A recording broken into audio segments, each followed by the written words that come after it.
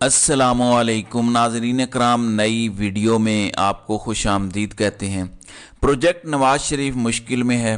Project Nawaz Sharif को पहला साफ इनकार हुआ है। जिस तरह से नवाज़ शरीफ को एक प्रोजेक्ट की तरह लॉन्च किया गया, मीनार पाकिस्तान जलसा हुआ, फिर प्रोटोकॉल, और अभी भी जो सारा कुछ हो रहा है वो सारी चीज़ें आपके सामने हैं। लेकिन सूरत हाल है क्या?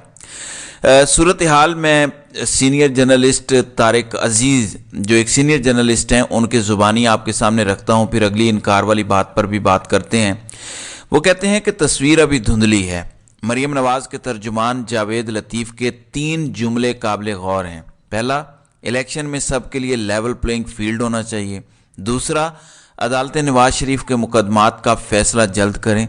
तीसरा, नवाज़ शरीफ ने अमन, मफाहमत और मुज़ाकरात का रास्ता अपना लिया है।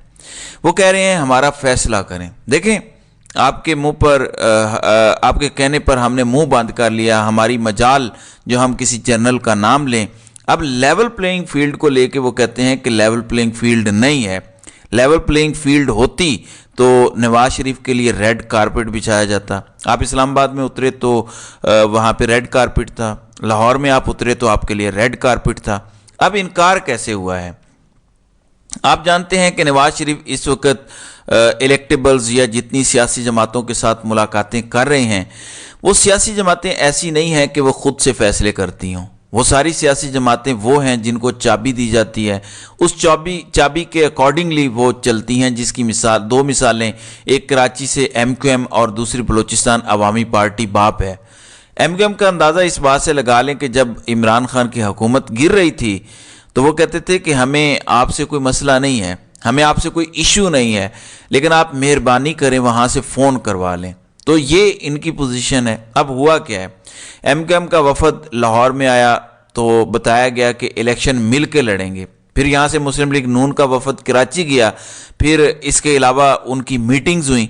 अब अगर आप MQM या बलूचिस्तान अवामी पार्टी को समझते हैं तो आपको पता होना चाहिए कि चीज़ें कहाँ से होती हैं, क्यों होती हैं, कौन हैं जिनके आशीर्वाद से हाँ या ना होती है। अब अगर MQM के साथ भी मुस्लिम लीग नून कराची में सीट एडजस्टमेंट करके इलेक्शन लड़ना चाहती थी तो ये खुद से भी एक सवाल था कि आखिर मुस्लिम लीग नून इतनी डिफेंसिव क्यों है। अब अंदाज़ा इस बात से लगाएं कि अगर MQM नून लीग से अपनी रिवायती सीटों पर सीट एडजस्टमेंट से माजरत करते हुए इनकार कर दे तो फिर आपको मान लेना चाहिए कि बात नहीं बन रही और इतना आसान खेल नहीं है। शायद MQM को ये डर है कि रिवायती सीटों पर अगर मुस्लिम लीग नून के साथ उनकी सीट एडजस्टमेंट हुई तो मुमकिन है वो अपनी सीटें हार जाएं।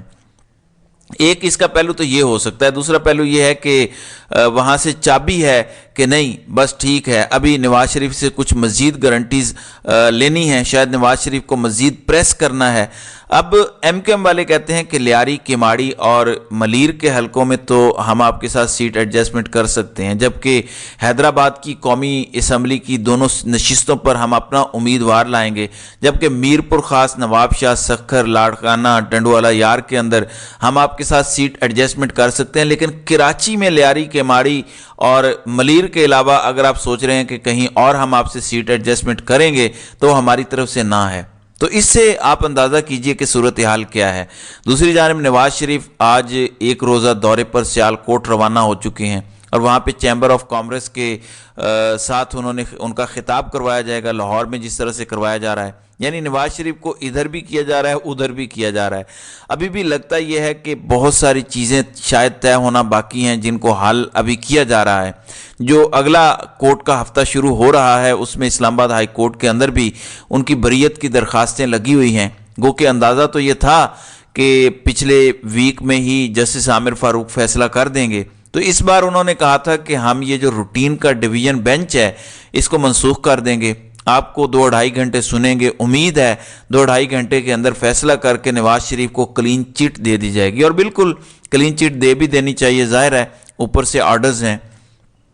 दूसरी जानिब इमरान खान की लीगल टीम भी बहुत से काम कर रही है। एक जानिब हामिद खान और बैरिस्टर गौहर ये कह रहे हैं कि पाकिस्तान तहरीक इंसाफ का जो इंट्रा पार्टी इलेक्शन है उसको हम अदालत के अंदर चैलेंज करेंगे। दूसरा वो कहते हैं कि इमरान खान ये इलेक्शन लड़ेंगे। اب اس حوالے سے ایک نیا کٹا جو کھولنے والی بات ہے، بیرسٹر علی ظفر آپ جانتے ہیں کہ بڑے منجے ہوئے وکیل ہیں، کانسٹیٹیوشن کو سمجھتے ہیں اور عمران خان کے قابل اعتماد لوگوں میں سے ہیں۔ ان کا اندازہ آپ اس سے لگائیں کہ قائد ایوان کے طور پر سینٹ میں پاکستان تحریک انصاف نے انہیں مقرر کیا ہے۔ اب وہ کہتے ہیں کہ کچھ قانونی رکاوٹیں ایسی ہیں کہ شاید عمران خان پاکستان تحریک انصاف کے چیئرمین کا الیکشن نہ لڑ سکیں۔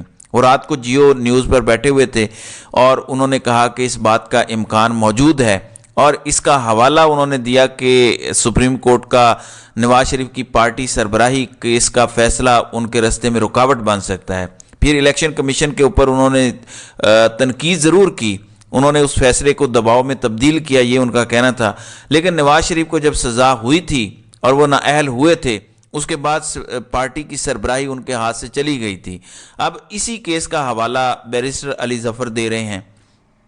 ظاہر ہے اگر پاکستان تحریک انصاف الیکشن کمیشن کے اس فیصلے کو چیلنج کرتی ہے اور ان فیصلوں کے اندر ان کو کوئی ریلیف ملتا ہے تو پھر تو صورتحال بہتر ہوگی، لیکن اگر ریلیف نہ ملا تو پھر صورتحال تھوڑی سی مختلف ہو جائے گی۔ اب کچھ خود ساختہ ترجمان بھی ہوتے ہیں طاقتوروں کے، جو کچھ ذرائع سے لے کر خبریں پھر آگے بتاتے ہیں کہ کیا ہوگا کیا نہیں ہوگا یا کیا ہونے جا رہا ہے۔ ان کے پاس کہیں سے انفارمیشن ہوتی ہے جو وہ شیئر کرتے ہیں۔ اب اعزاز سید کہہ رہے ہیں کہ جو ہمیں معلومات موصول ہو رہی ہیں کہ شاید بلے کا نشان بیلٹ پیپر پر ہوگا، امیدوار ٹکٹ بھی لیں گے لیکن وہ ٹکٹ لینے والے امیدوار میدان میں نہیں اتریں گے۔ اب وہ امیدوار میدان میں کیوں نہیں ہوں گے، اس کی ایک دو وجوہات ہو سکتی ہیں۔ ایک تو یہ ہے کہ وہ ٹکٹ واپس کر دیں۔ میں نے آپ کو بتایا تھا کہ پاکستان تحریک انصاف نے اس کے حوالے سے ایک پورا پلان بنایا ہے کہ ہم کسی بھی حلقے کے اندر کسی ایک شخص کو فائنل نہیں کریں گے، بلکہ ہم کوئی 3-4 امیدوار کم از کم فائنل کریں گے، تاکہ ہمیں پتہ ہو کہ اگر ایک صاحب بھاگ گئے ہیں تو دوسرے وہاں پہ ہوں گے، تو ان کے کاغذات بھی اس حوالے سے جمع کروائے جائیں۔ دوسری صورتحال یہ ہے کہ مثلاً ایک شخص پاکستان تحریک انصاف کا ٹکٹ ہولڈر ہے یا پاکستان تحریک انصاف کے کہنے پہ الیکشن لڑ رہا ہے، اس کو اٹھا لیا جائے اور اٹھا لینے کے بعد اس کے اوپر اس کے گھر والوں کے اوپر مقدمات بنائے جائیں۔ اگر کاروبار ہے تو کاروبار کو سیل کیا جائے تو وہ بیچارہ نہ الیکشن کمپین کر سکے۔ ظاہر ہے ٹکٹ تو اس کے پاس ہوگا، لیکن اصل بات یہ ہے کہ یہ سارا کچھ کرنے سے الیکشن کی حیثیت اور وقت کیا رہ جائے گی۔ اگر تو آپ نے یہی سب کچھ کرنا ہے اور اس طرح سے کرنا ہے تو پھر آپ الیکشن کے چکر میں ہی نہ پڑیں، پھر آپ ایک سمپل سا نوٹیفیکیشن جو ہے وہ جاری کریں اور نوٹیفیکیشن کے اندر بتائیں کہ نواز شریف فلاں تاریخ سے ہمارے وزیر اعظم ہیں۔ پھر ایک اور بات، کل سے بلاول اور زرداری کے درمیان کچھ خبریں چل رہی ہیں۔ ڈان نے لکھا ہے کہ روم آف ڈس ایگریمنٹ، یعنی ان کے درمیان اختلاف ضرور پایا جاتا ہے، اور انہوں نے بتایا کہ باپ بیٹے کا اختلاف آپ کہہ سکتے ہیں لیکن آپ اس کو لڑائی نہیں کہہ سکتے۔ اب پیپلز پارٹی بے شک کہتی رہے کہ گڑبڑ نہیں ہے، لیکن ظاہر ہے آصف زرداری کے انٹرویو سے بلاول کو نقصان پہنچا ہے۔ بلاول بھٹو اپنے آپ کو جو پورٹرے کر رہے تھے کہ مجھے موقع دینا چاہیے، جبکہ ان کے باپ یہ کہتے ہیں، ان زرداری صاحب یہ کہتے ہیں کہ ابھی یہ ناتجربہ کار ہے۔ اب آصف زرداری نے لاہور آنا تھا لیکن لاہور کا طے شدہ دورہ انہوں نے منسوخ کیا اور وہ دبئی پہنچے ہیں، اور وہیں پر بلاول بھی موجود ہیں۔ شاید کوئی گفتگو کی صورتحال سامنے آئے، بہرحال دیکھتے ہیں کہ اب مزید آگے کیا ہوتا ہے۔ تو ناظرین اکرام، آپ کی اس ویڈیو کے حوالے سے کیا رائے ہے؟ آپ اپنی رائے کا اظہار کامنٹ سیکشن میں ضرور کیجیے گا۔